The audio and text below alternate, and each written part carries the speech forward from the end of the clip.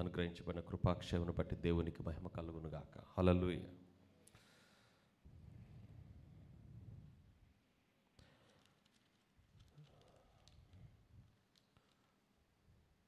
రోమపత్రిక 1:17లో నీతిమంతుడు విశ్వాస మూలముగా జీవిస్తాడు అనున్నది. జీవించాడు.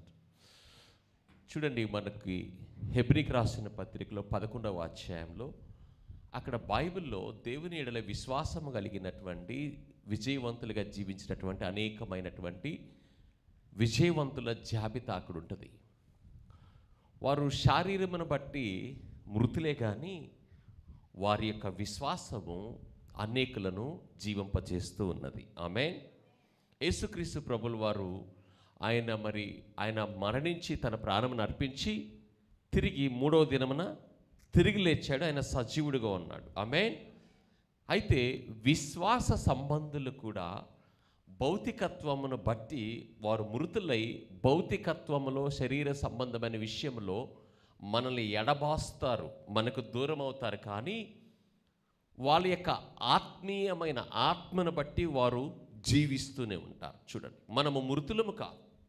ఈ లోకములో క్రైస్తవునికి ఉన్నటువంటి ఒక గొప్ప నిరీక్షణ ఆధిక్యత ఏమిటి అంటే, క్రైస్తవుడు ప్రభువునందు వారు నిద్రిస్తారు శరీరం ద్వారా, ఆత్మల వారు జీవిస్తూనే ఉంటారు. కనుక మనకు మరణ భయము అనేటువంటిది క్రైస్తవుని జీవితంలో లేదు.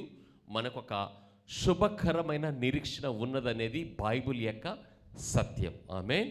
అయితే ఎడబాటు అనేటువంటిది బంధువులు, తల్లిదండ్రులు, అన్నదమ్ములు, బిడ్డల్ని ఈ ఎడబాటు అనేటువంటిది మనకి చాలా దుఃఖాన్ని కలిగిస్తూ ఉంటుంది. కానీ క్రైస్తవుని యొక్క నిజమైన విశ్వాసం, నిజమైన రక్షణ ఈ ఎడబాటు కంటే కూడా దేవునితో నిత్య సహవాసము, పరిశుద్ధులతో, ఆమేన్, తేజో నివాసులు అంటాడు పౌలు గారు. తేజో నివాసులైన వారితో స్వాస్థ్యముగా సహపాలిభాగస్తులుగా మనల్ని చేసిన విధానమును బట్టి మనం ఏం చేస్తున్నామంట? దేవుని స్తుతిస్తూ సంతోషిస్తూ ఉన్నామంట. అయితే ఇక్కడ ఒక సత్యం ఉన్నది. ప్రతి ఒక్కరు కూడా భౌతికంగా వాళ్ళ ముందు కొన్ని ఎజెండాలు ఉంటాయి. అంటే వాళ్ళ ముందు కొన్ని బాధ్యతలు ఉంటాయి, కొన్ని కోరికలు ఉంటాయి, చాలా విషయాలు ఉంటాయి. వాటిని సాధించినప్పుడు వారు ఏం చేస్తుంటారు? ఒకటి సంతోషిస్తారు, రెండోది సంతృప్తి కలుగుతుంటుంది. సంతృప్తి దేనికి కలుగుతుంది? శరీరానికి కలుగుతుంది. రీసౌండ్ రానికండి ప్లీజ్. మనసుకి సంతోషం కలుగుతుంది, తృప్తి శరీరానికి కలుగుతుంది. కాబట్టి మనము క్రీస్తు యేసు ద్వారా తిరిగి జన్మించిన తర్వాత కూడా మనం ఏం చేస్తున్నామంటే, బ్రతుకుట కొరకు అనగా శరీరంలో బ్రతికే విషయములలో వచ్చే కష్టములు, వచ్చే నిష్ఠూరములు, నిందలు, అపనిందలు, అవమానములు, వీటన్నిటి విషయంలో మనం ఏం చేస్తామంటామంటే, మన యొక్క అసలైన గమ్యమును, దేవుడు మనకిచ్చిన స్థితిని మనం కోల్పోతూ ఈ భౌతికమైన విషయాల్లో పోరాడుతూ ఉంటాం. ఏ విషయాల్లో? భౌతిక విషయంలో. ఎవరితో పోరాడుతుంటాం? ఎవరు మనకి సమస్యలు సృష్టిస్తున్నారో, ఎవరి ద్వారా మనం ఇబ్బందులు ఎదుర్కొంటున్నామో వారితో మనము పోరాడుతూ మనం అసలైన పోరాటమును మనం చేయలేం. అసలైన పోరాటం ఏంటి? అసలైన పోరాటం అంటే, దేవుడు నీకు ఇచ్చిన ఆశీర్వాదము ఆత్మ సంబంధమైనది. ఆమేన్. నీకు ఇచ్చిన గుర్తింపు ఆత్మ సంబంధమైనది. నీకు ఇచ్చిన వారసత్వము ఆత్మ సంబంధమైనది. దేవుని వాగ్దానము ఆత్మ సంబంధమైనది. కాబట్టి నువ్వు ఈ యొక్క స్పిరిచువల్ కాన్షియస్ అంటే ఆత్మ సంబంధమైనటువంటి హృదయమును, ఆ ఆలోచనతో, నీ యొక్క ఆత్మతో నీ ఆలోచన రెండు కలుసుకున్నప్పుడు ఏమవుతుందంటే, అక్కడ నీ మనసు, నీ ఆత్మ స్వాధీనంలో ఉండి దేవుడు నీ గురించి ఏదైతే చెప్పాడో దానిని గట్టిగా నమ్మి ఆ వాగ్దానాన్ని పట్టుకుంటావు. ఆమేన్. ఎప్పుడైతే నువ్వు ఆ వాగ్దానాన్ని, దేవుడిచ్చిన మాటని పట్టుకుంటావో అప్పుడు నిశ్చయముగా ఆయన మాట ఏం చేస్తానుందంటే, యెషయా గ్రంథంలో హిమము, వర్షము భూమి మీదకి వచ్చి ఎలా ఇత్తువానికి విత్తనమును తినుటకు ఆహారమునిచ్చి మరలా నిష్ఫలముగా తిరిగి రాక అది దాని కార్యమును ఎలా నెరవేరుస్తూ నా నోట నుండి వచ్చు ప్రతి మాట అలా ఉంటుంది అన్నాడు. జ్ఞాపకం ఉంచుకోండి. దేవుని వాక్యము అనేటువంటిది దేవుడే తన ప్రజలైన వారి కొరకు, ఈ లోకము కొరకు మన క్షేమము కొరకు, మన సమాధానము కొరకు, అన్ని పరిస్థితుల వరకు మన తండ్రి అయిన దేవుడు మనకి సమస్తమును తన మాట ద్వారా మనకి వెల్లడి చేసి ఉంచాడు. ఆమేన్. తన మాట ద్వారా మన కొరకు సమకూర్చాడు. అది దేవుని మాట. ఆ వాగ్దానంలో, ఆ నిబంధనలో, ఆ వాక్యంలో ఏమున్నది? ఈ ప్రపంచ మానవాళికి కావలసినంత సమస్తమైనటువంటి వారి యొక్క శరీరానికి, వారి ఆత్మకు, వారి అన్ని విషయాలకు సంబంధించిన భవిష్యత్ గురించినటువంటి జీవము, శక్తి, బలము, జ్ఞానం అన్నిటి కూడా దేనిలో ఉన్నది? వాగ్దానంలో ఉన్నది. అనగా దేవుని మాటలో ఉన్నది, దేవుని యొక్క వాక్యంలో ఉన్నది. ఎప్పుడది? క్రీస్తుకు పూర్వమే ఇవన్నీ చేశాడు. ఆదామవ్వ మోసపోయినప్పుడే దేవుడు వీటన్నిటిని మన కొరకు జయమును కూడా సమకూర్చాడు. అది క్రీస్తులో నెరవేర్చబడింది. ఆమేన్. ఇప్పుడు క్రీస్తు ప్రభు మనకి సెంటర్ పాయింట్. అంటే దేవునికి ఈ లోకానికి మధ్య ఎవరిని పంపించాడు? మధ్యవర్తిగా, ప్రధాన యాజకుడిగా, విమోచకుడిగా యేసుక్రీస్తు ప్రభు. ఆయన ఏం చేశాడు తెలుసా? మనము ఏదైతే చేయలేకపోతున్నామో, మనము చేయలేని దానిని, మన వలన కాని దానిని క్రీస్తు ప్రభు శరీరమును ధరించుకొని యేసు అని పేరు పెట్టబడి యేసుక్రీస్తుగా వచ్చి మనకు ఏ యోగ్యత అయితే లేదో ఆ యోగ్యతను క్రీస్తు మన కొరకు బహుమానముగా, కృపాదానముగా ఇచ్చాడు. ఆమేన్. ఇది దేవుని యొక్క తండ్రి అయిన దేవుని యొక్క ఏర్పాటు. ఆమేన్. ఇప్పుడు క్రీస్తు నందు నువ్వు అంటుకట్టబడి ఉన్నావు. ఆమేన్. నంబర్ 1. రెండోది, క్రీస్తులో తిరిగి జన్మించి ఉన్నావు. ఆమేన్. మూడవది, క్రీస్తు ప్రభు యొక్క విజయము అది మన కొరకు సంపాదించి పెట్టాడు. ఆమేన్. ఇప్పుడు అసలైన జీవితం ప్రారంభమైంది. క్రైస్తవుని యొక్క జీవితం ఆత్మ సంబంధమైన జీవితం. చెప్పండి, ఆత్మ సంబంధమైన జీవితం. ఈ జీవితాన్ని జీవించడానికి మరీ సౌండ్ మాట్లాడలేకపోతున్నానే, మరీ తగ్గించుకండి. ఈ విశ్వాస జీవితాన్ని జీవించడానికి ఈ రోమాపత్రిక 1:17 ఏముందంటే, ఎందుకనైనా నీతిమంతుడు విశ్వాస మూలముగా జీవించునని రాయబడిన ప్రకారము విశ్వాస మూలముగా అంతకంతకు విశ్వాసము కలుగునట్లు, విశ్వాస మూలముగా విశ్వాసము అంతకంతకు కలుగునట్లు దేవుని నీతి దాని యందు బయలుపరచబడును. ఆమేన్. ఇప్పుడు అంటున్నాడు మనకి విశ్వాసం ఉన్నది. యేసుక్రీస్తునందు మనకేమున్నది? అందరికీ విశ్వాసం ఉన్నది. కాబట్టి నువ్వు బాప్తిసం తీసుకొని సంఘానికి వస్తున్నావు, నువ్వు ఆ యొక్క దేవుని ఎడల విశ్వాసంతో కొనసాగుతున్నావు. ఆమేన్. ఇది విశ్వాసంలో నీకు ఇవ్వబడినది ఏంటిది? విశ్వాసం ఒకటే, ప్రభు ఒకడే, ఆత్మ ఒకటే. కానీ మెజర్ ఆఫ్ ఫెయిత్ అంటే విశ్వాసపు పరిమాణంలో మనం ఎదగాలి. ఎందుకు? ప్రభువారు ఏం చెప్తాడు? మీ అల్ప విశ్వాసము చేతనే అంటాడు. అవునా? మీ అల్ప విశ్వాసము చేతనే అంటాడు. ఆమేన్. కాబట్టి ఇక్కడ మనకున్న విశ్వాసం ఏం చేస్తంటే మన ఆత్మీయ జీవితంలో అభివృద్ధి పొందడానికి సహాయం చేస్తుంది. ఆమేన్. అంటే దేవునిని, వాక్యాన్ని అర్థం చేసుకునే కొలది. ఆమేన్. దేవుని ప్రత్యక్షత కలుగుచున్న కొలది, పరిశుద్ధాత్మని యొక్క సహవాసములు, ఆయన బోధించే విషయాలు నీకు అర్థమవుతున్నప్పుడు నువ్వేం చేస్తావు? ఇన్నర్ స్ట్రెంగ్త్ అంటారు. అంటే స్పిరిచువల్గాను స్ట్రెంగ్త్ అవుతుంటావు, అంటే బలమును పొందుకుంటూ ఉంటావు. స్పిరిచువల్ స్ట్రెంగ్త్ పొందుకోవాలంటే ఏం చేయాలి? వాక్యాన్ని చదవాలి. ముఖ్యంగా జ్ఞాపకం ఉంచుకోండి. చాలామంది వాక్యం చదవరు, ప్రార్థన చేస్తారు. ప్రార్థన చాలా అవసరం. ఒక రా మెటీరియల్ని ప్రాసెస్ చేసినట్లుగా ప్రార్థన నీకున్నటువంటి వాగ్దానమును, వాక్యమును, ఆయన వాక్యం ఏం చెప్తుందో దాన్ని కన్ఫెషన్ అంటే ఒప్పుకోవడానికి, మాట్లాడడానికి, అప్లై చేయడానికి ప్రార్థన. చాలామంది ప్రార్థనలో వాళ్ళకి ఏముంటుందంటే వాళ్ళ సమస్యలు దేవునితో మాట్లాడతారు, వాళ్ళ సమస్యలను బట్టి వాళ్ళు రోధిస్తారు, ఏడుస్తారు. కానీ దేవునితో మనం సంప్రదించినప్పుడు ఏముండాలంటే నీ సమస్య కరెక్టే, నీకు ప్రాబ్లం ఉంది, నీకు అనారోగ్యం ఉంది, కానీ క్రీస్తు దాని కొరకు ఏం చేశాడు? మనం భిక్షగాళ్ళలాగా రోడ్డు వెంట వెళ్ళి వాళ్ళకి బంధువులు, స్నేహితులు అవసరం, మనుషులు కావాలి, తిరిగేవాళ్ళు కావాలి. అయ్యా భిక్షం అంటాడు. వాడికి ఎథిక్స్, వాల్యూస్ ఏ ఉండవు. వాళ్ళకి ఏం కావాలి? ఆకలి, పొట్ట నింపుకోవటం. వాళ్ళ అవసరాల కోసం ఏమంటారు? అయ్యా భిక్షం అంటారు. దేవునితో అలా వ్యవహరించకూడదు నువ్వు. దేవుడు నీకు ఒక విధానాన్ని, వాక్యపు విధానాన్ని ఇచ్చాడు. ఏంటి ఆ వాక్యపు విధానాన్ని? దేవునితో మాట్లాడడానికి, చేయడానికి ఆయన ఉన్నాడనియు. ఆమేన్. ఆయన ఫలము దయచేయవాడనియు నీవు నమ్మాలి. క్రీస్తు ఉన్నాడనియు ఆయన నీ స్వస్థత కొరకు గాయములు పొంది ఉన్నాడనియు నీ నమ్మకమును నువ్వు కలిగి ఉండాలి. ఆమేన్. కలిగి ఉండాలి. ఇన్ఫర్మేషన్ తెలుసుకొని ఉండకూడదు. అనేక మంది విశ్వాసులు యేసుక్రీస్తు ప్రభు ఆయన యొక్క జీవన విధానములు, ఆయన చేసిన విషయాల గురించి అవగాహన ఉంటుంది. అవగాహన వేరు, విశ్వాసమే వేరు. చెప్పండి, ఆమేన్ చెప్పండి. అవగాహన వేరు. యేసు సిలువలో చనిపోయాడు అనేది నీ అవగాహన. అది లోకంలో అందరికీ ఆ రోడ్డు మీద పోయే వాళ్ళకి కూడా ఉన్నది. అది నీ యొక్క అవగాహన. మూవీ చూడటం వల్ల, అతను రిలీజియస్గా నీ తల్లిదండ్రులు చిన్నప్పుడు చర్చికి వెళ్ళే వాళ్ళ ఉండటం వల్ల యేసు ప్రభుని గురించి నీకు తెలుసు. అది కానీ యేసు ప్రభువుని గురించి తెలియటం వేరు. యేసు ప్రభువు చేసిన కార్యముల ఎడల, ఆయన యొక్క విజయం ఎడల, ఆయన చేసి ముగించిన విషయం ఎడల నీకు విశ్వాసము అంటే అండర్స్టాండింగ్, ఆమేన్, అనుభవము వేరు. కాబట్టి నీవు స్వస్థత కొరకు ఏం చేయాలంటే, ఆయన 2000 సంవత్సరాల క్రితం వచ్చి లోకములో సర్వమానవులు పాపము ద్వారా వచ్చినటువంటి రోగముల నుంచి, మరణముల నుంచి విడిపించుటకు ఆయన పాప పరిహారార్థముగా యేసుక్రీస్తు ప్రభువారు అర్పించబడ్డాడు. ఆమేన్. ఆయన తన రక్తమును చిందించాడు. ఆయన మనల్ని ధనవంతులుగా చెడుకు తన దారిద్ర్యమును అనుభవించాడు. ఆమేన్. క్రీస్తుతో పాటు మనల్ని తిరిగి బ్రతికించాడు.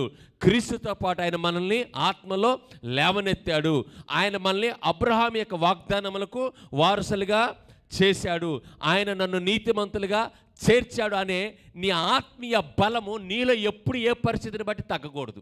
దాన్నే ఇన్నర్ స్ట్రెంత్ అంటారు. నీ సిచ్యువేషన్స్ ఎలా ఉన్నా, నీ దేవుడు నీకు ఇచ్చిన వాగ్దానము, నీ స్థితి మారదు.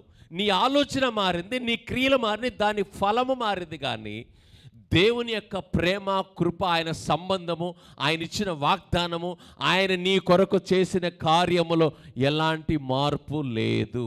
ఆమేన్, ఆమేన్. మనము మారాం, మన ఆలోచనలు మారినాయి, మన క్రియలు మారినాయి. మనము ఆయన ఎడల విశ్వసనీయతలో నుంచి, ఆయన మనకు అనుగ్రహించే కృపలో నుంచి మనము వేరైపోయాం. ఆయన తన ప్రణాళికల మార్పులు తీసుకురాలా. ఆయన తన ప్రేమలో మార్పు లేదు, తన ఉద్దేశంలో మార్పు లేదు, యేసుప్రభు యొక్క పునరుద్ధానంలో మార్పు లేదు. ఆయన అనుగ్రహించిన పరిశుద్ధాత్మను మరలా వెనుక రండి అని ఆయన పిలవలేదు. మనుషుల యొక్క యోగ్యతను బట్టి క్రీస్తు అనుగ్రహించబడాల. మనం అయోగ్యులుగా ఉన్నప్పుడే, పాపులుగా ఉన్నప్పుడే దేవుడు లోకమును ఎంతగానో ప్రేమించి తన కుమారుని మన కొరకు అనుగ్రహించాడు. ఏ స్థితిలో అనుగ్రహించాడు? మీరు చర్చికి వెళ్తున్నప్పుడా? మీరు పరిశుద్ధంగా ఉంటున్నప్పుడా? చెప్పండి. మీరు ఏ స్థితిలో ఉన్నప్పుడు కుమారుడు అనుగ్రహించబడ్డాడు? జగత్ పునాది వేయబడక మునిపే అనుగ్రహించబడ్డాడు. ఆమె చెప్పండి. జగత్ పునాది వేయబడక మునిపే. నువ్వు ఎప్పుడో నిన్న మొన్న పుట్టింటా, మహా అయితే ఇక్కడ ఉన్న 1960లోనే 50లో పుట్టిన వాళ్ళు ఉన్నారు. అంతకు మించిన వాళ్ళు లేరు ఇక్కడ. నువ్వు పుట్టకముందు, నువ్వు ప్రార్థించకముందు, నువ్వు అడగకముందు, నువ్వు ఉపవాసాలు చేయకముందు, జగత్ పునాది వేయబడక మునిపే తండ్రి కుమారుణ్ణి నీ కొరకు అనుగ్రహించాడు. ఎందుకు? వదకు తేబడిన గొర్రెపిల్లగా మౌని అయ్యుండి నిన్ను తన ప్రాణముల ద్వారా నిన్ను రక్షించి విడిపించి తన నిత్య స్వాస్థ్యముగా చేసుకోవాలని. ఆమేన్. అందుకే కొలసీకి 1:12లో అంధకార సంబంధమైన అధికారములో నుంచి విడుదల చేసి తాను ప్రేమించిన తన రాజ్య నివాసునిగా చేసెను. చూడండి, ఇది ఇంపార్టెంట్. ఆమేన్, హల్లెలూయా. ఇప్పుడు నువ్వు నీ యొక్క విషయములలో నువ్వు విజయం పొందుకోవడానికి ప్రతి విషయంలో దేవుడు నీకంటే ముందుగానే నీ విజయమును సమకూర్చి ఉంచాడు. దాన్ని డెస్టినీ అంటారు. చూడండి, ఇప్పుడు 100 మీటర్స్ ఇప్పుడు రన్నింగ్ ఉందనుకోండి, 100 మీటర్ల పరుగు పందెం ఉందనుకోండి, అది నీ డెస్టినీ. ఆ 100 మీటర్లకు ఎవరు ముందెళ్తారో వారు వాళ్ళు విజేతగా ప్రకటించబడతారు. దేవుడే నువ్వు 100 మీటర్ల పరిగెత్తితే కాదు నీకు విజయాన్ని సమకూర్చుంది, విజయాన్ని ఇచ్చి ఈ విజయానికి నువ్వు చేరు అంటున్నాడు. ఆమేన్. దేవుడు విజయమునిచ్చి, విజయం అనేది ఒక గురిగా పెట్టాడు. ఆమేన్. నువ్వు ఆ డెస్టినీకి చేరితే విజయం కాదు, విజయంలో పాలి పంపులు పొందుటకు దేవుడు నీకు విజయమును సమకూర్చాడు. ఆమేన్. నీకేం కావాలి? ఆ పరుగులో నుంచి నువ్వు పక్కకు వెళ్ళిపోకుండా ఉండటం కావాలి. నువ్వు ఎక్కడికి వెళ్తున్నావు? నిత్య జీవనానికి వెళ్తున్నావు. ఎక్కడికి వెళ్తున్నావు? దేవుని యొక్క వాగ్దానాలు నెరవేర్పు కొరకు వెళ్తున్నావు. ఆమేన్. దేవుని యొక్క సమాధానాన్ని వెతుకుతూ వెళ్తున్నావు. ఈ మార్గంలో ఏముంది? శ్రమ లేదు నీకు. శ్రమ పెట్టే అపవాది యొక్క తంత్రముల నుంచి ఎదుర్కోవడానికి ఆయన శక్తిని ఆల్రెడీ నీకు ఇచ్చాడు. ఆమేన్. అన్నీ నీకు సమకూర్చాడు. ఇక్కడ ఒక మాట ఉంది చూడండి, కొలసీకి రాసిన పత్రిక 1:12లో అంధకార సంబంధమైన అధికారములో నుంచి విడుదల చేసి తాను ప్రేమించిన తన కుమారుని రాజ్య నివాసులుగా చేశాను. ఇది సత్యం, ఇది వాక్యం. ఇది మార్పు చెందిద్దా? ఎవరిని రక్షించాడు? ఇక్కడున్న ప్రతి ఒక్కరు జ్ఞాపకం ఉంచుకోండి బాబు, అందరు వినండి. నేను అంధకార సంబంధమైన అధికారములో నుంచి నన్ను విడుదల చేసి తన రాజ్య నివాసులుగా యేసుక్రీస్తు ప్రభువారు చేసుకున్నాడు. ఇది ఎప్పుడన్నా మారుతుందా? ఇది నీ క్రియలను బట్టి నీకు ఇచ్చిందా? తండ్రి అయిన దేవుని యొక్క ప్రేమను బట్టి కుమారుడు నీ కొరకు చేసినదా? ఒకటి దేవుని ప్రేమ, రెండోది ఆయన యొక్క సంకల్పం అని చెప్పండి. చూడండి 1:3 చూడండి, ఎఫెసియన్స్ 1 చూడండి. ఎట్లనగా తన ప్రియుని యందు తాను ఉచితముగా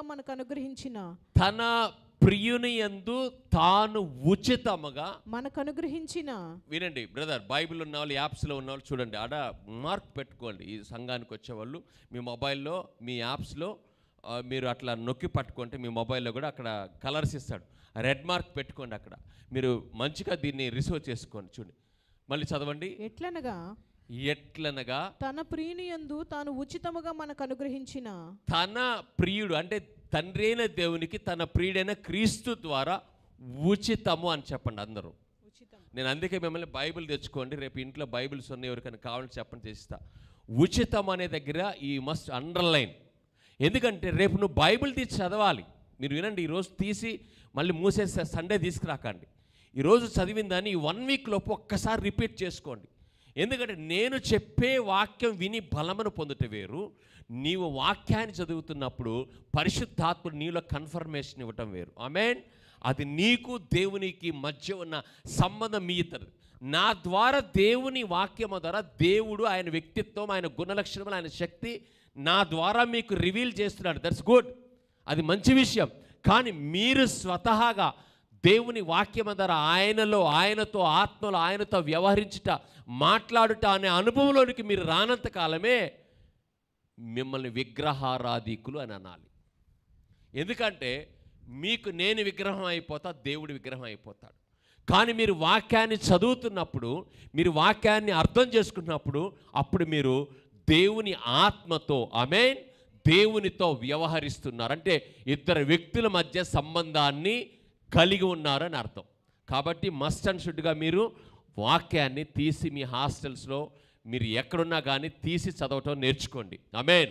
వాక్యాన్ని చదివితే ఆశీర్వాదం అనే ఒక సిద్ధాంతం కాదు. వాక్యం చదివితే ఆశీర్వాదం కాదు, దేవుని ఆశీర్వాదానికి కావలసిన మెలకువను, జ్ఞానమును, వివేకమును ఆ సత్యము ద్వారా మీ హృదయాల్లోనికి తీసుకుంటారు. ఆమేన్. చూడండి ఇక్కడ ఏమని ఉందంటే, ఎట్లనగా తన ప్రియుని యందు తాను ఉచితముగా మనకు అనుగ్రహించిన, తన ప్రియుని యందు తాను అంటే తండ్రి అయిన దేవుడు తన కుమారుని ద్వారా తానే ఉచితముగా మనకు అనుగ్రహించిన, మనకి అనుగ్రహించిన అంటే ఆయన ఇచ్చేశాడా, ఇస్తాడా? చెప్పండి, ఇచ్చాడు.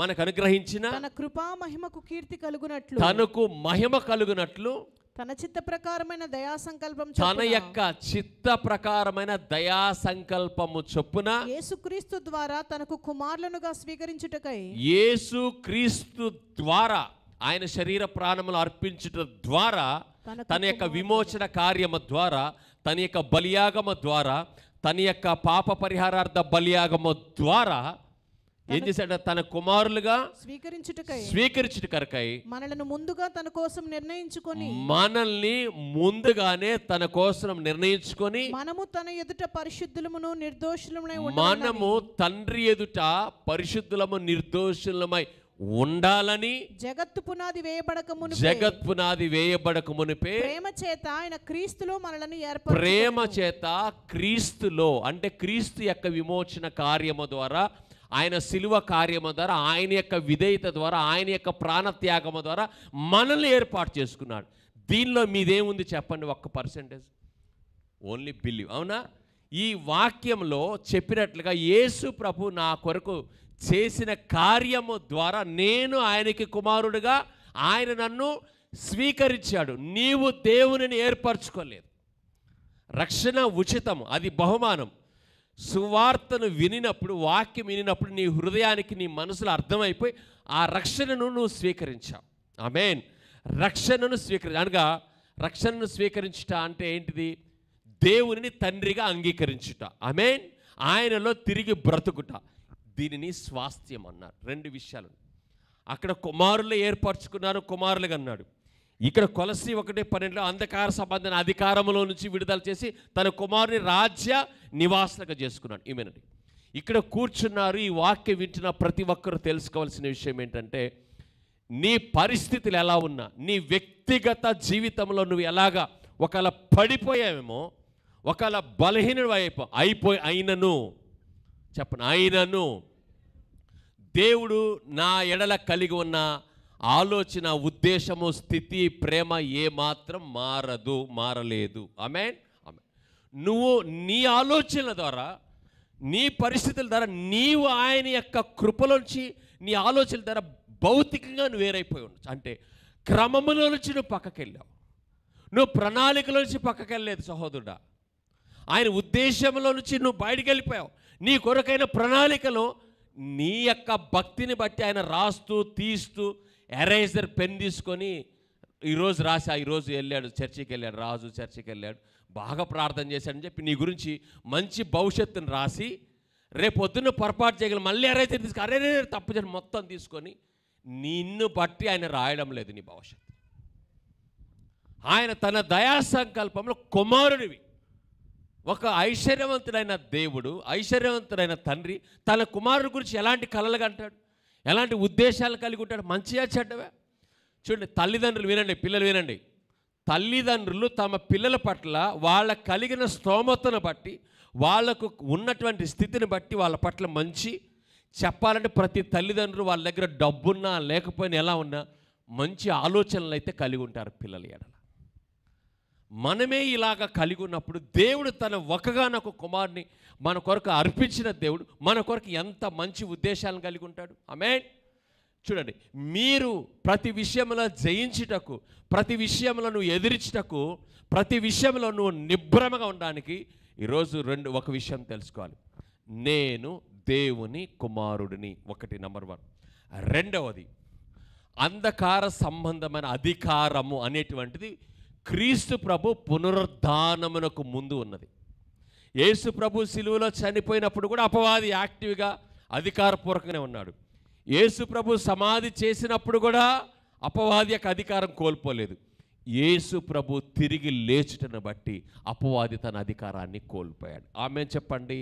ఆమేన్. అపవాది ఉన్నాడా? ఉన్నాడు. కానీ అపవాది ఎక్కడ అధికారంతో ఉన్నాడని వాక్యంలో ఉన్నదా? క్రొత్త లేదు. ఏమన్నది? వాడు తంత్రములు కలిగి ఉన్నాడని ఉన్నది. రెండవది, గర్జించు సింహము వలె అన్నాడు. ఆమేన్.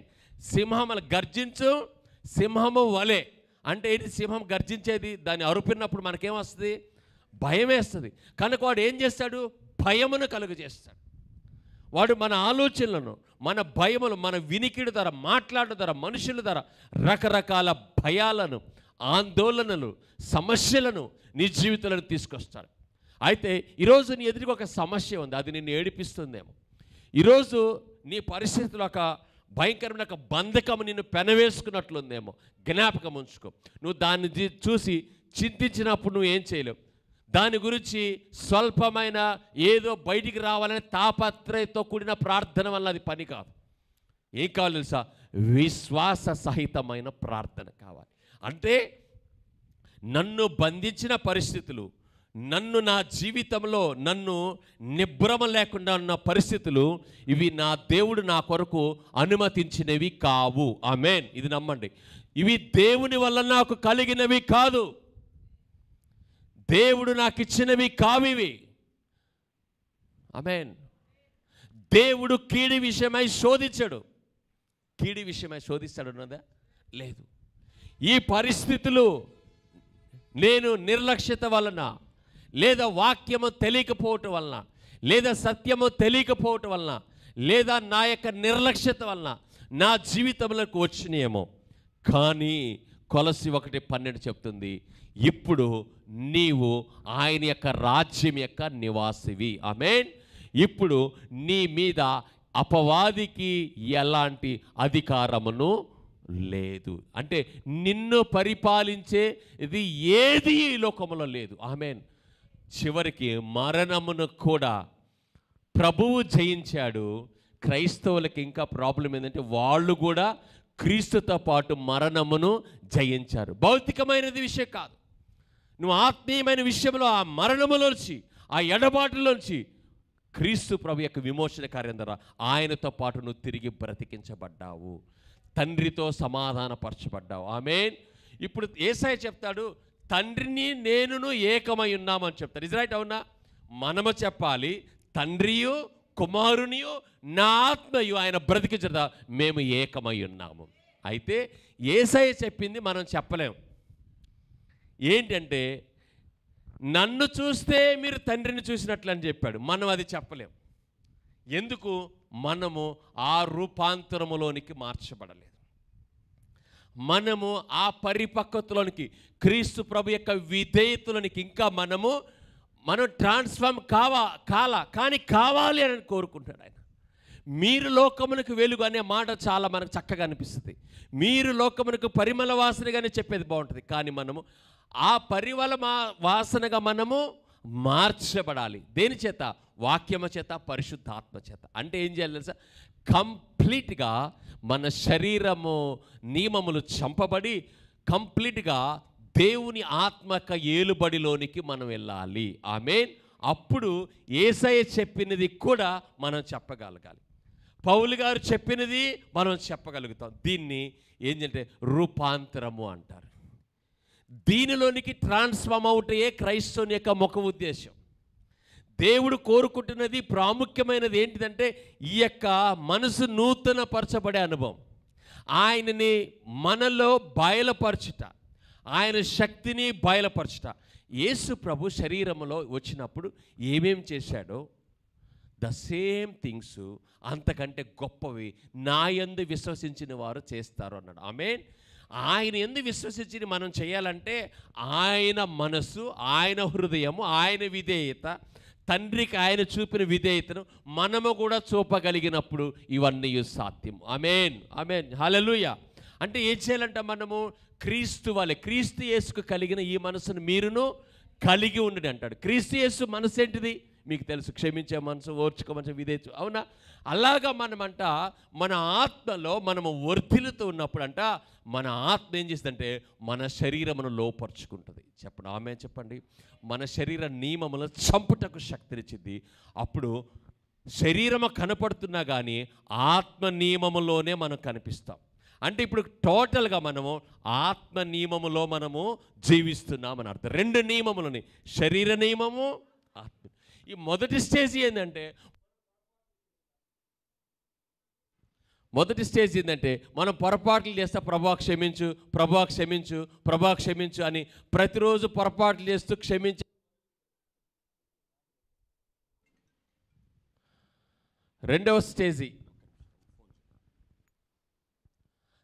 స్టేజీ ఈ సౌండ్ పెట్టి. రెండవ స్టేజ్ ఏంటంటే ఇక రోజు క్షమించు, ఓర్చుకో ఈ కాదు, మనము ట్రాన్స్ఫార్మ్ అవ్వడం. అంటే రూపాంతరంలోనికి, అంటే మహిమ నుండి అధికమైన మహిమ, కృప నుండి అధికమైన కృపలోనికి మనము వర్ధిల్లుట. ఆమేన్. అందుకే మొదటి కొరింథీయులకు రాసిన పత్రికలో 15:57లో అయినను మన ప్రభువైన యేసుక్రీస్తు మూలముగా మనకు జయము అనుగ్రహించుచున్న దేవునికి మహిమ కలుగునుగాక. ఆమేన్. మనకు జయం ఎప్పుడు కలుగుతుంది, మనకు విజయం ఎప్పుడు అనుభవిస్తాము మనం అన్నప్పుడు చూడండి, నేను విజయం అనే దాని మీద మాట్లాడుతున్నా. చూడండి, మనము కొన్ని పరిస్థితులు దాటుకొని రావడము విజయం కాదు. నిజమైన విజయం ఏంటి తెలుసు? క్రైస్తవుని యొక్క జీవితంలో థింగ్స్ కాదు, డబ్బు కాదు, నువ్వు అంతము వరకు నీ విశ్వాసాన్ని కాపాడుకొనుట. పౌలు గారు స్టేట్మెంట్ ఇచ్చాడు, అవునా, నేను నా పరుగును కడముట్టించింది. మనకు విషయం ఏంటంటే కూతురుకు పెళ్లి చేయటం, కొడుకుకు ఉద్యోగం రావటం, ఇల్లు కట్టుకోవటం, ఇది మనం విజయం అని అనిపిస్తాం. ఇవన్నీ లోకంలో అందరికీ ఉన్నాయి, నీకు ఉన్నాయి, నాకు ఉన్నాయి, వ్యత్యాసమే లేదు. వీటి కొరకైతే చాలామంది మంచిగా చదువుకొని సంపాదించే ఉన్నారు, రకరకాలుగా బిజినెస్లు పెట్టుకొని సంపాదించే ఉన్నారు. అవునా లేదండి? అవునా లేదా బ్రదర్స్? అవునా లేదా? ఇవి ఎక్కువ అన్యజనుల దగ్గరే ఉన్నాయి చెప్పాలంటే. ఈరోజు నువ్వు సంఘంలో వీటి కొరకు నువ్వు దేవుని యొద్దకు వస్తున్నప్పుడు అన్యజనులు కూడా వాటినే వెతికి వెళ్ళి వాటినే మొక్కుబడులుగా అంటున్నారు. స్వామి, నాకు వచ్చే సంవత్సరం కల్లా పెళ్లి చేస్తే నేను నా భార్య వచ్చి నా తలనీలాలు ఇస్తా స్వామి, నువ్వేడకొచ్చి అబ్రహాము దేవా, రాత్రిలో నీళ్ళు ఇచ్చిందేవా, ఇస్సాకుకు రిబకానిచ్చిందేవా, నాకు కూడా ఒక రిబకాని అయ్యా అంటున్నావు.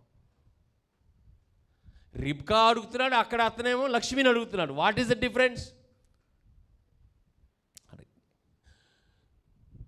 దేవునిని ప్రేమించే వారికి సమస్తము సమకూడి జరుగును. నీవు ఆత్మలో వర్ధిల్చినప్పుడు, ఆత్మలో దేవునితో సరైన సహవాసం ఉన్నప్పుడు నువ్వు ప్రతిదీ రాబోచున్న శోధనలు చూసే వ్యక్తిగా ఉంటావు, వినే వ్యక్తిగా ఉంటావు. వాటిని యేసుక్రీస్తు నామములో లయపరిచి బంధించి నువ్వు సమాధానము కలిగి జీవించుటకు నువ్వు ముందుకు వెళ్తూనే ఉంటావు. అర్థమవుతుందా? మనకి ఒక 20-30 ఏళ్ళ క్రితము, లేకపోతే 20 సంవత్సరాల క్రితము మూవీస్లో పెద్ద ఫైట్స్ ఉండే కాదు, పెద్ద డ్యాన్స్లు ఉండే కాదు. ఇప్పుడు ఒక్క వ్యక్తి ఒక 1500 మంది, 2000 మంది, 3000 మందిని చంపుతా పోతున్నారు కదా. ఇట్లా అంటే కనీసం 2000 మందిని కూడా చంపుతున్నారు. వాళ్ళకు ఊపిరాడతారు. చూడండి, ఇదే ఆత్మలో దేవుడు నీకు ఇచ్చినటువంటి ఆయుధం ఏంటి తెలుసా? వాక్యం అనే ఖడ్గం.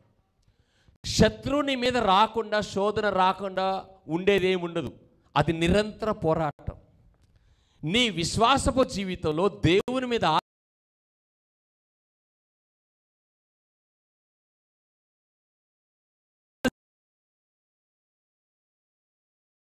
లోనికి తీసుకెళ్ళాలి.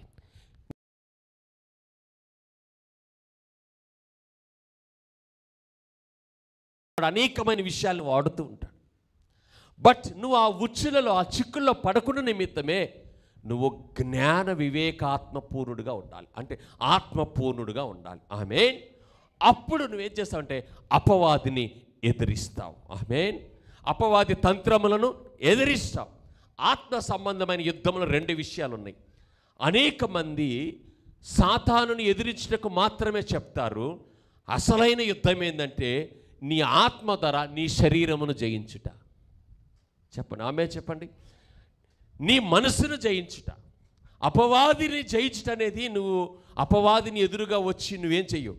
అపవాది ఎక్కడ పని చేస్తాడు? అపవాది నీ జీవితంలో వాడి యొక్క గ్రౌండ్ ఏంటిది? నీ మనసే. వాడు చెడు తీసుకొచ్చినా, చెడ్డ ఆలోచనలు తీసుకొచ్చినా, వాడు అబద్ధాలు చెప్పినా, భయాన్ని తీసుకొచ్చినా, వాడు ఏమి చేసినా వాడు ఎక్కడ చేస్తాడు? నీ మనసులో చేస్తాడు. ఎట్లా చేస్తాడు? వినటం వలన, మాట్లాడటం వలన, చూడటం వలన, అనుభవం వలన. కాబట్టి నువ్వు ఇప్పుడు ఫైట్ ఎక్కడ జరుగుతుంది? అపవాదితో నీ యుద్ధం ఎక్కడ జరుగుతుంది? నీ విజయం ఎక్కడ నువ్వు విజయం అపజయం ఎక్కడ డిక్లేర్ అయింది? నీ మనసులో. అంటే ఇప్పుడు నీ ఆత్మ వాక్యాన్ని గ్రహించి, సత్యమును గ్రహించి, వాక్య సత్యమును స్వీకరించి ఏం చేస్తంటే నీ మనసులోకి వచ్చే కలవరములో భయములన్నిటిని దాన్ని బయటికి నెట్టివేస్తూ ఉంటుంది. ఆమేన్. అప్పుడు కృంగిపోయే నీ మనసు చెప్పింది, అప్పుడు కృంగిపోయే ఆలోచనలు చెప్తుంది, అప్పుడు నిద్రలేని రాత్రుల్లో నువ్వు చెప్తావు, నేను నా ప్రక్కన 1000 మంది పడినా కుడి ప్రక్కన 10,000 మందికి అపాయము రాదు అనే మాటని విడుదల చేయటం కాదు, ఆ సత్యంలో, ఆ ధైర్యంలో నువ్వు హాయిగా నిద్రపోతావు. నీకు ఒక ఒత్తిడి ఉందండి, రేపు చాలా ఒక 5 లక్షల రూపాయలు డబ్బు కట్టాలి, అది చాలా పెద్ద ప్రాబ్లమాటిక్, అది రేపు కట్టాలి, 2 రోజుల నుంచి ప్రయత్నిస్తాను, నిద్ర ఉండడం లేదు నీకు. రేపు ఈవినింగ్ కట్టాల్సిన డబ్బులకి ఈరోజు మధ్యాహ్నం, ఈరోజు సాయంత్రానికి బాగా టెన్షన్ పడుతున్నాను. నీ స్నేహితుడికి అనుకోకుండా ఫోన్ చేస్తే, సరే అడ్జస్ట్ చేస్తాను, నేను నైట్కి నేను ట్రాన్స్ఫర్ చేస్తానని అనుకోండి, చాలా నిబ్రం వచ్చింది. ఆమేన్. నువ్వు 9:30 కల్లా నీకు ట్రాన్స్ఫర్ చేశాడు అనుకోండి, నువ్వు ఇప్పుడు కూడా టెన్షన్ పడతా, నిద్రపోతా, నరాలు పీక్కుంటా, గుంజుకుంటా, నిద్రపోయి రేపు పొద్దున ఇద్దాం, నేను వాళ్ళని ఎదుర్కొందాం. 2 విషయాలు జరుగుతాయి. ఒకటి సమాధానం పొందుకుంటా, రెండోది ధైర్యాన్ని పొందుకుంటా, మూడోది వాళ్ళని ఎదుర్కోవడానికి సిద్ధపడతా. 3 విషయాలు జరిగినాయి. ఒకటి సమాధానాన్ని పొందుకున్నా, రెండోది మంచి నిద్రని పోతున్నా, మూడోది ఊరకుండా వాడు ఎన్ని మాటలు అన్నాడు, అసలు నన్ను ఎంత మాటలు అన్నాడు, అసలు వాడు శ్రేధరానా ముక్కి మూలిగి రేపు చెప్తే ఇచ్చేటప్పుడు వాడి సంగతి ఎదుర్కోవడానికి సిద్ధపడతాం. ఎస్, ఈరోజు నీ మీద ఉన్న ప్రతి స్ట్రెస్, ప్రతి అనారోగ్యం, ఏదైతే దేవుని బిడ్డగా నువ్వు అత్యధికమైన విజయమైన పొందవలసిన అణిచివేస్తున్న పరిస్థితులనియో వాటిని ఛేదించుటకు, వాటిని నీ ఎదుటి నుంచి త్రోసివేయటకు నీకేం కావాలంటే నీ అంతరంగంలో సత్యము కావాలి, వాక్యము నీకు తెలియాలి. యేసు ప్రభు వారు లాజరును లేపాడు, రక్తస్రావం కలిగిన స్త్రీ, ఇవన్నీ కూడా మన బలపరచుటకు యేసు ప్రభు ఆయన ఎలాగా తన ప్రేమను చూపాడు, ఆయన ఎంత సర్వశక్తిమంతుడో తెలియచేశాడు. అపోస్తుల కార్యంలో ఉంటుంది కదా, దేవుడు ఆయన అభిషేకించిన గనుక ఆయన దయ్యములను వెళ్ళగొడుతూ రోగులు స్వస్థపడుతూ సంచరించేస్తుండేని ఉంటుంది. ఇంకొక చోట ఏముంటుంది తెలుసా, ఆయన నుంచి ప్రభావము బయలువెళ్ళి రోగులను స్వస్థపరచును. అవన్నీ ఏం చేసింది, యూదులైన వారికి ఈయన ఒక దైవ కుమారునిగా రుజువుపరచుటకు దేవుడు ఆయనకి ఆ కృపను, ఆ శక్తిని యేసు కలిగి ఉన్నాడు. ఆమేన్. ఈరోజు నీవు కూడా నీ పరిస్థితులను జయించి ప్రభువును మహిమపరచాలంటే నువ్వు అపజయంగా, నువ్వు ఏడుస్తూ కృంగిపోయి ఉండకూడదు. నువ్వు ఆ పరిస్థితులతో పోరాడాలి, ఆ మనసు నలిగిన విషయములతో పోరాడాలి. దేని చేత? వాక్యము చేత. దేని చేత? వాక్యం యొక్క సత్యాన్ని తీసుకోవాలి. నువ్వు ఏ విషయంలో సఫర్ అవుతున్నావు ఆ విషయముల కొరకైన వాక్యాలు, వాగ్దానాలు ఎన్నో ఉన్నాయి. ప్రభువా నీ వాక్యం ఇది. ఆమేన్.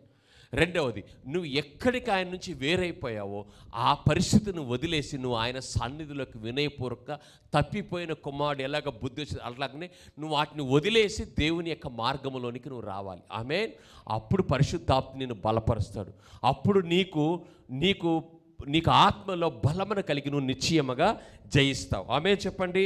ఆమేన్. ఇక్కడ అయినను మన ప్రభు అయిన యేసుక్రీస్తు మూలంగా మనకు జయం అనుగ్రహించిన దేవునికి స్తోత్రములు కలుగునుగాక. 15:57 కొరింథీకి రాసినప్పుడు ఆయన మనకేమి అనుగ్రహించాడంట? జయమును అనుగ్రహించాడంట. ఆమేన్. ఇక రెండో విషయం, మనం ఎలాగ విషయాలన్నింటిలోనికి బయటకు వస్తామనంటే యోహాను సువార్త 8:31-36 దేవుడు మన పక్షమునుండగా మనకి విరోధి ఎవడు అంటాడు. ఆమేన్. ఆమేన్.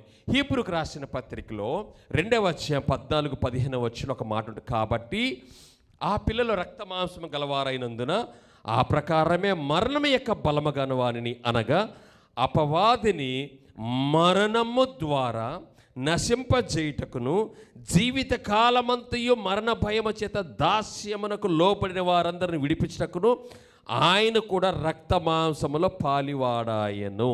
ఆమేన్. చూడండి, మనకి ఏ మరణ భయం అయితే ఉన్నదో, ఏ దాస్యం అనే కాడి ఉన్నదో వాటన్నిటిలోంచి మనల్ని విడుదల చేయుటకు ఏం చేశాడంట? యేసుక్రీస్తు శరీరధారునిగా మనతో పాటు రక్త మాంసముల పాలువాడై మన మధ్యలోనికి వచ్చి మనతో పాటు వచ్చి మన మీద ఉన్న ఆ మరణ భయము నుంచి, ఆ మరణపు కాడి నుంచి, ఆ దాస్యము నుంచి మనల్ని విడుదల చేశాడు. ఆమేన్. యేసు మరణ భయము నుంచి, మరణ దాస్యము నుంచి మనకి విడుదలను కలిగించాడు. ఆమేన్. మనం ఇప్పుడు ఆయన యొక్క రాజ్యం యొక్క నివాసులు. ఎందుకు మనం అనేక విషయాల్లో ఫెయిల్ అవుతున్నామంటే మనకు వాక్యం తెలుసుకుంటాం, వాక్యాన్ని నేర్చుకుంటాం, కానీ ఆ వాక్యం యొక్క సత్యాన్ని తెలుసుకోలేం, అక్షరముగా తెలుసుకుంటాం. అనేక మంది మనం చూస్తుంటాం, ఎంతో వాక్య పరిజ్ఞానం ఉంటుంది, వారికి ఎంతో వాక్యం అర్థమై ఉంటుంది, వారికి ఎన్నో లేఖనాలు, వాళ్ళకి వాక్యం చెప్పడంతో రెఫరెన్స్ చెప్పేవాళ్ళు ఉంటారు. కానీ జీవితంలో వారు ఆ స్వతంత్రతను, ఆ సమాధానమును వాళ్ళు అనుభవించలేని వారిగా ఉంటారు. కారణం ఏంటిదంటే అక్షరముగా వారు చదువుకున్నారు, అక్షరముగా దాన్ని ధ్యానించారు, అక్షరముగా వారిని గుర్తుంచుకున్నారు, కానీ దాన్ని వారి యొక్క ఆత్మలో, ఆమేన్, వారి ఆత్మలో దాని యొక్క ప్రత్యక్షతను వారు పొందుకోలేకపోతున్నారు. అందుకే దేవుడు మనకంట ప్రత్యక్షత కలిగిన మనస్సును మనకిస్తాడు. ప్రత్యక్షత కలిగిన మనసు. మనకి ఆ మనసు కావాలి. అంటే ప్రత్యక్షతను మనము స్వీకరించాలి. ఆమేన్, ఆమేన్. అందుకే ఇక్కడ హెబ్రీయులకు రాసిన పత్రిక 2:14-15లో కాబట్టి ఆ పిల్లలు రక్తమాంసము గలవారైనందున ఆ ప్రకారమే మరణము యొక్క బలము వానిని, అనగా అపవాదిని మరణము ద్వారానే నశింపజేయడానికి జీవిత కాలమంతయు దాస్యముకు లోబడిన వారిని మరణ భయం చేత దాస్యము. భయం అనేది ఏంటిదంట? దాస్యం అంట. ఆ దాస్యముకు లోబడిన వారు విడిపించటకు ఆయన కూడా రక్తమాంసములో పాలివాడాయను. ఆమెను ముగిస్తున్నాం. అపవాది నశించాడని అర్థం. ఇక్కడ చెప్పండి, ఏం చేశాడంటే అపవాది ఆ గ్రీకు భాషలో నశించట అనే పదానికి కటార్జియా అని అంటారు. అంటే దీని అర్థం ఏంటంటే, వినండి, శక్తిహీనమగుట. నంబర్ 1 చెప్పండి. 1 శక్తిహీన అవుట. 2వది మనం అంటాం కదా, ఈడు చిల్లి గవ్వకు కూడా పనికిరాడరా, ₹1 కూడా పనికిరాడరా. కొంతమంది అంటే మీ భాషలో వెళ్ళిపోయిన లేదా, మిమ్మల్ని ఎవరు అనలేదా, మీరు ఎవరు అనలేదా, అరే వేస్ట్ రా, ఇది చిల్లి గవ్వకు కూడా పనికిరాడు, ₹1 కూడా పావలకు కూడా పనికిరాడరా అంట. అంటే ఏంటిది? ఈ అకౌంటబుల్ కాదని అర్థం. ఏం చెప్పండి? అకౌంటబుల్ కాదు. అట్లనంట ఇక్కడ గ్రీకు పదంలో నశించుట అనే పదానికంట 1 శక్తిహీనం చేయటం, అంటే శక్తి లేని వాడికి చేయటం. 2వది చిల్లి గవ్వకు కూడా పనికి రాకపోవటం. 3వ విషయం ఒట్టిగా మిగిలిపోవటం, ఒట్టిగా మిగిలిపోవటం. 4వ విషయం క్రియాశూన్యంగా చేయటం, అంటే ఇంకా ఆడికి ఏ క్రియ ఏమి లేదు, శూన్యతగా చేయడం. 5వది నిష్ప్రయోజనంగా చేయటం. 6వది స్తంభింప చేయటం. యేసుక్రీస్తు అంట శిలువలో తన రక్తమును అర్పించి ప్రాణమును అర్పించి మనల్ని ఏం చేసేట ఆ దాస్యం అనే కాడేని ఇక్కడ ఉన్నది. ఇంతకుముందు మనం చదువుకున్న విషయంలో కొలసీకి రాసిన పత్రికలోనేమో అంధకార సంబంధమైన అధికారం నుంచి విడుదల చేశాడు.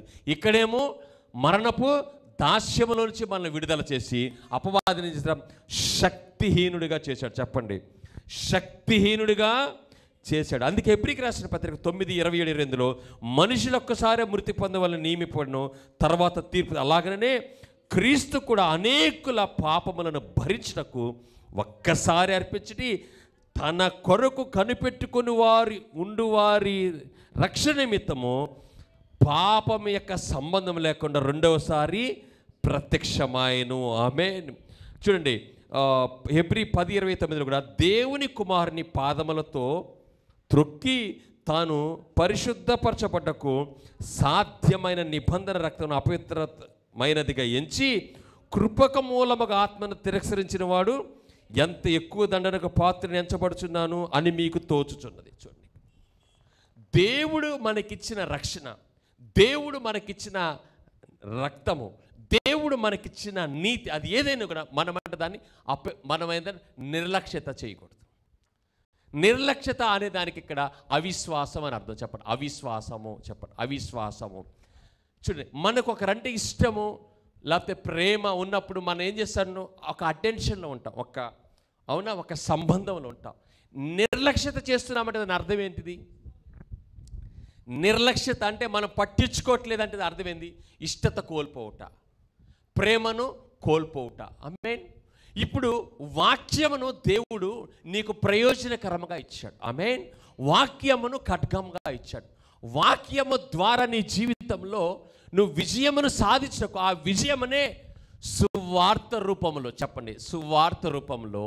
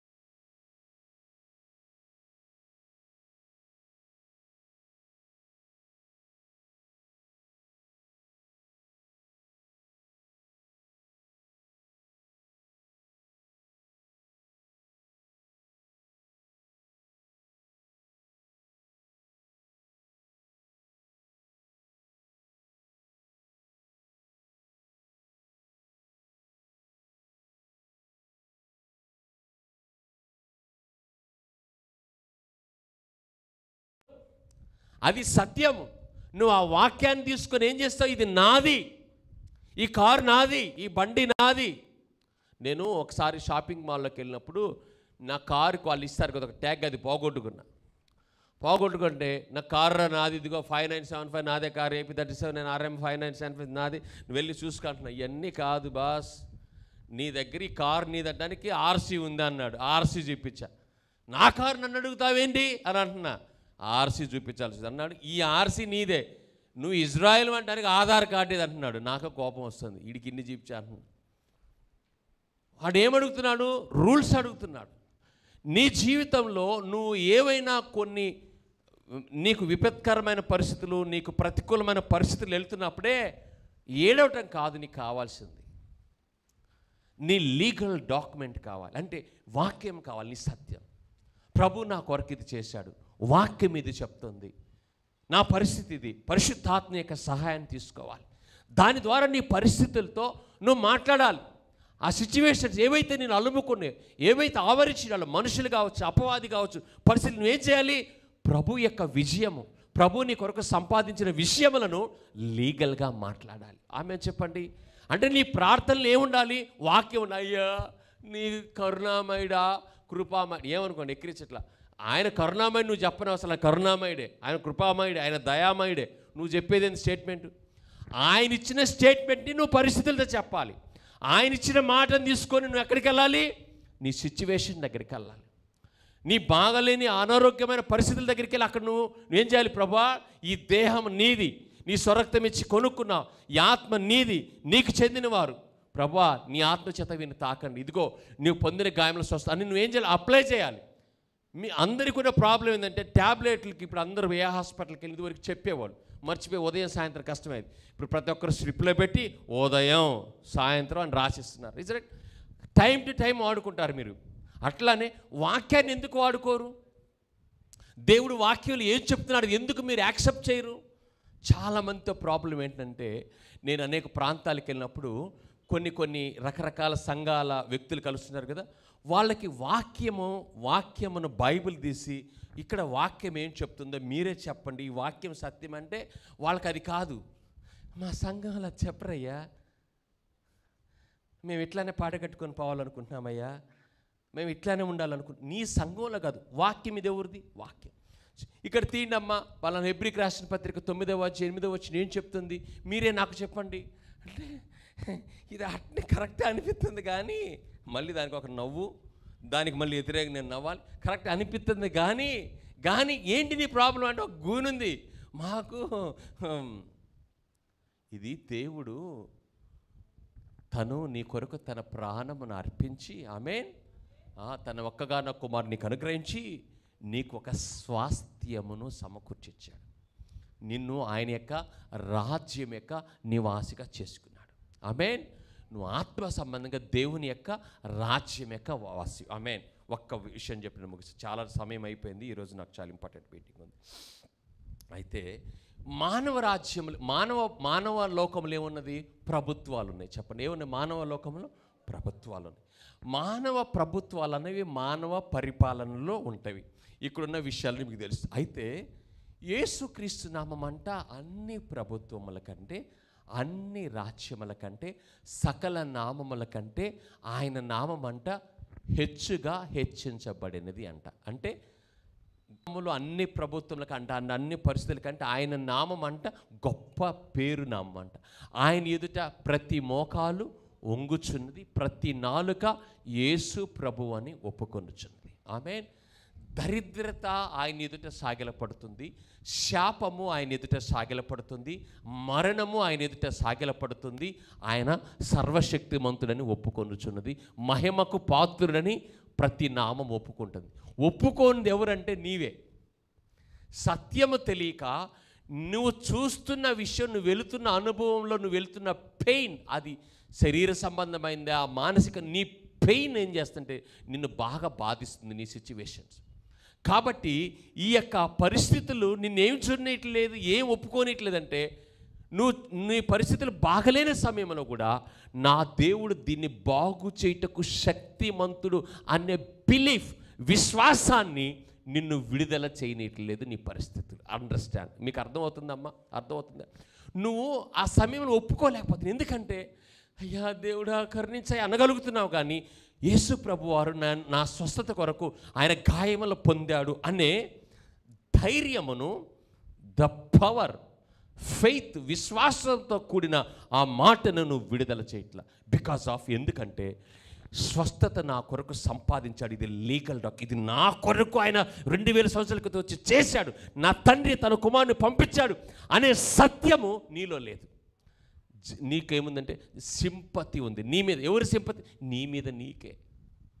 అనారోగ్యం వచ్చినప్పుడు నీకేం గుర్తు వస్తాయి? పెళ్లి కావాల్సిన పిల్లలు, మనవళ్ళ మనవరాళ్ళు, ఇంకొద్ది కాలం ఉంటే బాగుండు అని అనిపిస్తుంది. కానీ అరే దేవుడు నాకు ఆరోగ్యాన్ని, ఆయుష్ని, బలమునిచ్చి ఆయన నేను మహిమపరచాలి, ఆయన రాజ్యం కట్టుకోవాలి, నా కుటుంబంతో నేను సమాధానంగా సంతోషంగా ఉండటం ఆయన ఇష్టం, ఆయన చిత్తం. అది ఆమేన్. ఆయన చిత్తం అనే ఆ లీగల్ ఒపీనియన్, ద ఫెయిత్ నువ్వు కలిగి లేకపోతే నువ్వు ప్రభువా అంటున్నా, యేసయ్యా అంటున్నా, కానీ ఆ ఉపద్రవంలో నువ్వు కొట్టుకొని పోవాల్సిందే. శిష్యులు సముద్రంలో ఆ పడవలో వెళ్తున్నప్పుడు ఏమొచ్చిందంటే గొప్ప తుఫాను వచ్చింది. వారు ఏమంటున్నారు? ప్రభువా ప్రభువా లేపి మీకు చింత లేదా? మనం ఏం చేయబోతున్నా? నశించిపోతున్నా. చూడు ఎంత పెద్ద మాట. అది మేము నశించిపోతున్నాం, నీకు చింత లేదా? ప్రభు లేచేదని మీకు నేను మీతో ఎంతకాలం ఇలా ఉండాలి? మీ విశ్వాసం ఎక్కడని చెప్పి సముద్రమును గద్దించగా, చెప్పండి, సముద్రమును గద్దించగా నిమ్మలమై. ఇది అందరు పాస్టర్స్కి తెలుసు, అన్ని సంఘాలకు తెలుసు, యేసు ప్రభు దగ్గరికి వచ్చి వాక్యం లేదు. కానీ ఆ గద్దించి నా ప్రభువుకు లోబడిన సముద్రమే ఆయన ఆత్మ, ఆయన జీవము, ఆయన వారసత్వము, ఆయన అధికారంలోనే నువ్వు ఉంటుంది కూడా ఇప్పుడు. అందుకేం చెప్తున్నాడు? అపవాదిని ఎదురించుడి అంటున్నాడు. అంటే మీ సిచ్యువేషన్స్లో మీరు నిలబడండి. ఎవరి పేరిట? నా నామము పేరిట. ఎవరి పేరిట? నా విజయము పేరిట. ఎవరి పేరిట? నా రక్తమును బట్టి, నా పునరుద్ధాన శక్తిని బట్టి, నా శిలువను బట్టి నిలబడండి. నిలబడండి. నా నామం పేరిట మీరు మాట్లాడండి. ఏడవకండి, దిగులు పడకండి, విచారపడకండి. నువ్వు ఏడిస్తే అపవాదికి ఏమన్నా అయ్యో పాపం వదిలేద్దామని అనుకుంటాడా? నిన్ను పాడు చేయటం, నిన్ను నశింపజేయటం, నీ కుటుంబాన్ని దేవుని నమ్ముకొని కూడా ఇలా కుటుంబం ఇలా అయిపోయిందనే ఒక అపకీర్తి నీ బంధువుల్లో, నీ స్నేహితుల్లో, నీ సమాజంలో నీ ద్వారా సాక్ష్యం లేకుండా, ఇతరుల ప్రభువుని నమ్ముకోకుండా ఉండడానికి, నీ జీవితాన్ని పాడు చేయడానికి కానీ కంకణం కట్టుకుంటే నువ్వు అడుగు కూర్చొని అయ్యో ప్రభువా ఏందయ్యా నీకు చూస్తున్నావా వాళ్ళకి అలా ఈ కాదు. You must use your faith. నువ్వు లీగల్గా మాట్లాడాలి. ప్రభు నా రక్షకుడు, ఆయన నా విమోచకుడు, ఆయన నా కొరకు తన గాయములు పొందాడు, నేను ఇప్పుడు ఆయన రాజ్యం యొక్క నివాసిని. ఈ రాష్ట్రంలో చంద్రబాబు నాయుడు గారి గవర్నమెంట్ ఉండొచ్చు, అక్కడ రేవంత్ రెడ్డి గారి గవర్నమెంట్ ఉండొచ్చు, ఈ మానవ ప్రభుత్వాలు, కానీ నువ్వు ఒక రాజ్యం ఉన్నది. ఆయన రాజ్యం యొక్క శక్తి ఎదుట ఏదియో నిలబడలేదు. ఆయన వెలుగు ఎదుట ఏదియో నిలబడలేదు అనే ధైర్యమును నువ్వు కోల్పోకూడదు. నీ సిచ్యువేషన్స్ బట్టి దేవుడు మూవ్ అవడు. దేవుని నామమును బట్టి నువ్వు మాట్లాడుతూ ఉండాలి. దేవుని నామమును బట్టి నువ్వు ఎదుర్కోవాలి. దావీదు దేవుని నామమును బట్టి ఎదుర్కొన్నాడు. ఆ యొక్క సౌలేము తన అభిషక్తుడు అయినప్పటికీ కూడా తనను దేవుడు రాజుగా పెట్టి ఎన్నో జయములు అనుగ్రహించినప్పుడు కూడా తన యొక్క ఈట, తన యొక్క ఎత్తు, తన యొక్క బలము వైపు తను ఎలా ఎదుర్కోవాలని భౌతికమైన తెలివితేటలతో తను ఎదుర్కోవడానికి చూశాడు. బాలుడైన దావీదు, టీనేజ్ బాలుడైన దావీదు యెహోవా పేరట తన మీదకి వెళ్ళి జయించాడు. ఆమేన్. మనుషుడు మన జయము దేవుని పేరట మనకున్నది. చెప్పండి, మన జయము యేసుక్రీస్తు నామములో ఉన్నది. ఆయన నామము, ప్రతి నామము ఆయన ఎదుట వంగాల్సిందే. ప్రతి చెడ్డ వేర్లు ఎండిపోవాల్సిందే. ప్రతి శత్రువు సాగిలపడాల్సిందే. మనము ధైర్యము కలిగి ఉండాలి. మనము విజయమును ఈ లోకములో పొందుకోవడానికి కాదు, విజయమును, సంపాదించిన విజయమును అనుభవించుటకున్నాం. ఆమేన్, ఆమేన్, హల్లెలూయా. కాబట్టి నిరుత్సాహము, నిరాశ, ఆత్మలు ఇవన్నీ కూడా ఒక వెపన్స్. డెవిల్ నిన్ను నిరాశపరుస్తూ ఉంటుంది. నీకు ఎవరు లేరని చెప్తుంది, నీకు అది చెప్తుంది.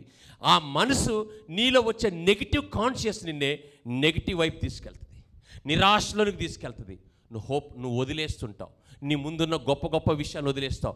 నువ్వు వాగ్దానాలను వదిలేస్తావు, వాగ్దానాలు మర్చిపోతావు, దేవుని వాక్యాన్ని మర్చిపోతావు. హోప్లెస్, నాకెవరు లేరనే మాటలు, నేను ఒంటరిని అనే మాటలు, నాకెవరు సహాయకులు లేరనే మాటలు, అందరూ నన్ను విడిచిపెట్టారు, ఇవి చేతగాని మాటలు, అంటే అవిశ్వాస మాటలు. లోకంలో ఉన్నవానికంటే నాలో ఉన్నవాడు. హల్లెలూయా. ఎవడైనా వదిలేశాడా? ఎవరైనా హ్యాండ్ ఇచ్చారా? లోకంలో ఉన్నవానికంటే నాలో ఉన్నవాడు గొప్పవాడా? నాది కాదని నన్ను వెళ్ళిపోయినాను, పోని దేవుడు నా మంచి కోసం వాళ్ళని వేరు చేశాడని అని ఉండాలి. కానీ నేను వాళ్ళ కోసం ఎంత పెట్టాను, ఎంత చేశాను, ఇవన్నీ జ్ఞాపకం చేసుకున్నావు అనుకో, నువ్వు మళ్ళీ ఫిజికల్ బాండింగ్లోకి వెళ్తావు. ఆమేన్.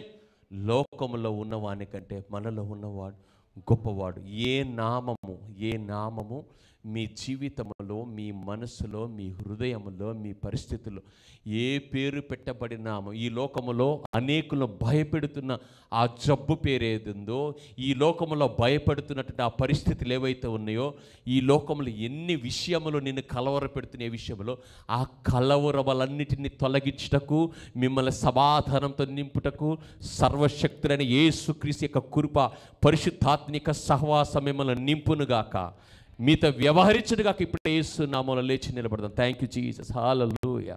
Thank you lord. Thank you Jesus. నీకు వందనములు చెల్లిస్తున్నాను ప్రభా.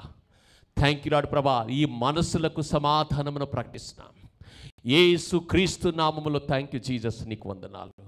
Thank you lord. నీకు వందనములు చెల్లిస్తున్నాను. Thank you lord. నీకు వందనాలు చెల్లిస్తున్నాను. Thank you Jesus. నీకు వందనాలు చెల్లిస్తున్నాను. పరిశుద్ధుడా నీకు వందనములు. అందరూ ఒక 2 నిమిషాలు ప్రార్థన చేద్దాం. ప్రభువా, ఇదిగో నా పరిస్థితిని బట్టి నేను అవిశ్వాసంతో మాట్లాడిన మాటలను క్షమించండి ప్రభా. నాకు ఎవరు లేరు అనే విషయాలు, లేకపోతే నా వల్ల కాదు అనే విషయాలు నన్ను క్షమించండి. నా పరిస్థితులను బట్టి నేను మాట్లాడినటువంటి నిరుత్సాహ మాటలు, నిరాశ మాటలు క్షమించండి. నేను విశ్వాసంతో మాట్లాడకుండా, నీ ఎడల విశ్వాసతను కలిగికుండా మానవ రీతిగా ఆలోచించిన విషయాలను క్షమించండి ప్రభా. నీవు నాకున్నావు నాయనా. Thank you Jesus. నీకు వందనాలు. Thank you Jesus. నీకు వందనాలు. పరిశుద్ధాత్మ మీకు వందనములు చెల్లిస్తున్నాను. ఈ సమయంలో మీరు మా మధ్యలో ఉండి మమ్మల్ని బలపరుస్తున్న విధానమును బట్టి వందనాలు. మీ వాక్యమును బట్టి వందనాలు. ఇక్కడున్న ప్రతి ఒక్కరి మీద యేసుక్రీస్తు నామము నేను మాట్లాడుతున్నాను తండ్రి. అయ్యా, వారికి ఉన్న ప్రతి భారము వాళ్ళు విడిచిపెట్టిపోమని ఆజ్ఞాపిస్తున్నాను. వారి మనసులకు ఇప్పుడు నెమ్మది, సమాధానం, వివేచన, వివేకము, జ్ఞానాత్మ పూర్ణులు కలుగుటకు పరిశుద్ధాత్మని ఇప్పుడు నీ బలమైన ఆత్మ యొక్క సహాయము నీ బిడ్డలకి కలుగు చేయమని ప్రార్థిస్తున్నాను. Thank you. నీ బిడ్డల యొక్క స్పిరిట్ని నింపమని ప్రార్థిస్తాం. నీ బిడ్డల ఆత్మలను నింపమని ప్రార్థిస్తాం. నీ బిడ్డల ఆత్మని బలపరచమని ప్రార్థిస్తున్నాం. ఓ వాళ్ళు చూస్తున్న విషయాలను బట్టి, వింటున్న విషయాలను బట్టి, వాళ్ళు వెళ్తున్న పరిస్థితులను బట్టి ఎక్కడ నిరుత్సాహంలో ఉన్నారో, ఎక్కడ హోప్లెస్గా ఉన్నారో, యేసుక్రీస్తు నామములో ఇప్పుడే నీ వాక్యం యొక్క శక్తి, నీ యొక్క పరిశుద్ధాత్మ యొక్క సహాయం ద్వారా వారి హృదయాలు నింపబడును గాక. సర్వ సత్యముతో నీ బిడ్డల హృదయాలు నింపబడును గాక. ప్రతి బలహీనత విడిచిపోవును గాక యేసుక్రీస్తు. ప్రతి రోగం విడిచిపోవును గాక యేసు నామములో. ప్రతి కఠినమైన పరిస్థితులను విడిచిపోవును గాక. ప్రతి కొండలు, కరక మార్గములు సదులు చేయబడును గాక. లోయలు పూడ్చబడును గాక. ప్రతి కొరతలు తీర్చబడును గాక. యేసుక్రీస్తు నామము చేత, యేసుక్రీస్తు నామము చేత, యేసుక్రీస్తు నామము చేత ఆజ్ఞాపిస్తున్నాం. యేసుక్రీస్తు నామము చేత డిక్లేర్ చేస్తున్నాం తండ్రి. వారి పాడైపోయిన దేహముల అవయములన్నీ కూడా ఇప్పుడే యేసుక్రీస్తును నూతనముగా అవి మార్చబడి ప్రార్థిస్తున్నాం. నూతనముగా మార్చబడునుగా కానీ ప్రార్థిస్తున్నాం. డాక్టర్ లాభం లేదని చెప్పిన ప్రతి విషయం మీకు ఇది సాధ్యమే అని చెప్పి నమ్మువానికి సమస్తము సాధ్యమే ప్రభా. ఈ లోకములు ఎవరు లాభం లేదనొచ్చు, ఎవరు కూడా ఇక మార్పు లేదనొచ్చు, ఎవరు కూడా అనేక మంది ఇది సాధ్యం కాదని చెప్పి ఉండొచ్చు. నీకు సాధ్యము ప్రభా. మేము కలిగి ఉన్న యేసుక్రీస్తు నామమునికి ఇది సాధ్యము. మేము కలిగి ఉన్న యేసుక్రీస్తు నామమునికి సాధ్యము. మేము కలిగి ఉన్న యేసుక్రీస్తు ప్రభువుల వారికి ఇది సాధ్యము. బ్రతికించిన సాధ్యము, స్వస్థపరచడం సాధ్యము, మా పరిస్థితులు సమాధానకరంగా మార్చుట ఆయనకు సాధ్యము, మా దరిద్రతను తొలగవేయడానికి సాధ్యము, మా శాపమును విరగొట్టడం ఆయనకు సాధ్యము. వీటన్నిటి 2000 సంవత్సరాల క్రితం మీరు చేసినారు ప్రభువా. Thank you Jesus. Hallelujah, hallelujah. Thank you Jesus. Thank you Jesus. Thank you Jesus. Praise you Lord. Hallelujah, hallelujah, hallelujah. Thank you Jesus. Thank you Jesus. Thank you Jesus. Thank you Lord. Thank you Jesus. Thank you Jesus. Thank you Lord. Thank you Lord.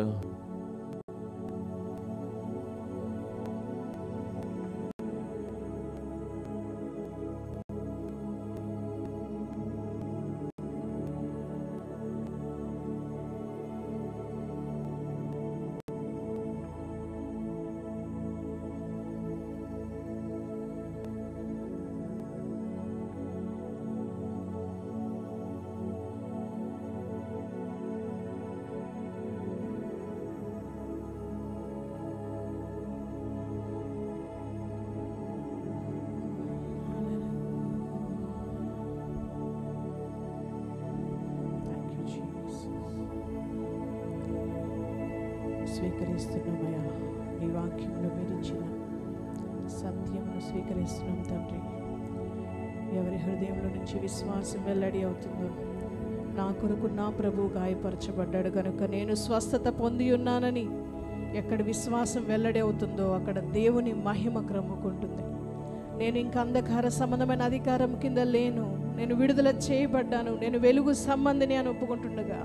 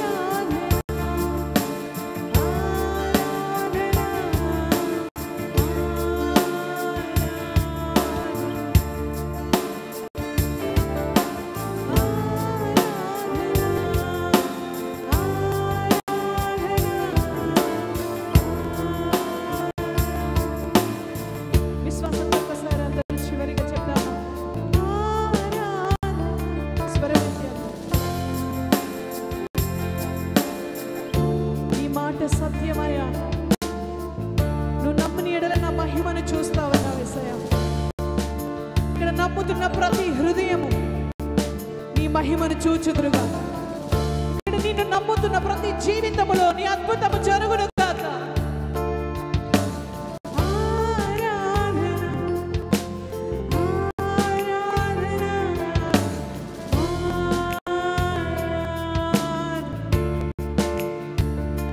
మరణ భయము అనే దాస్యతపు కాడి యేసు నామములో విరిగిపోవును గాక.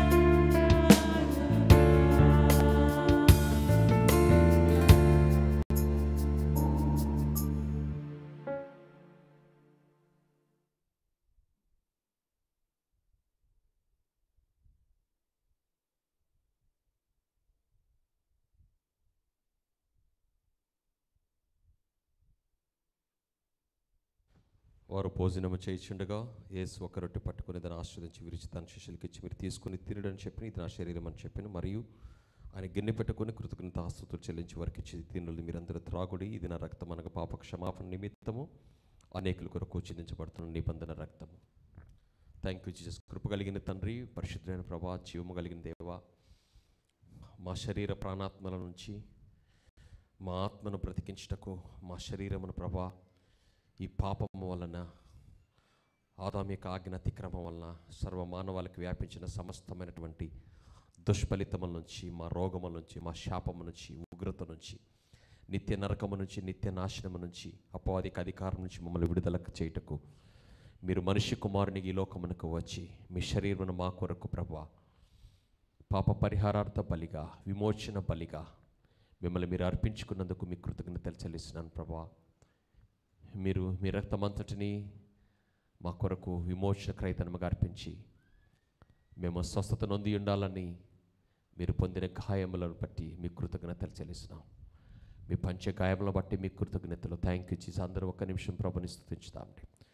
ఆయన యొక్క రక్తమును, ఆయన యొక్క శరీరంకు సాదృశ్యముగా ఉన్న ఈ బల్లారాధనలో మనమందరం పాలి పంపలు తీసుకొని పోచుండగా అందరం ఒక్క నిమిషం కృతజ్ఞతాస్తుతులు చెల్లించి మనం ఈ బల్లారాధనలో పాల్గొందామండి. Thank you Jesus.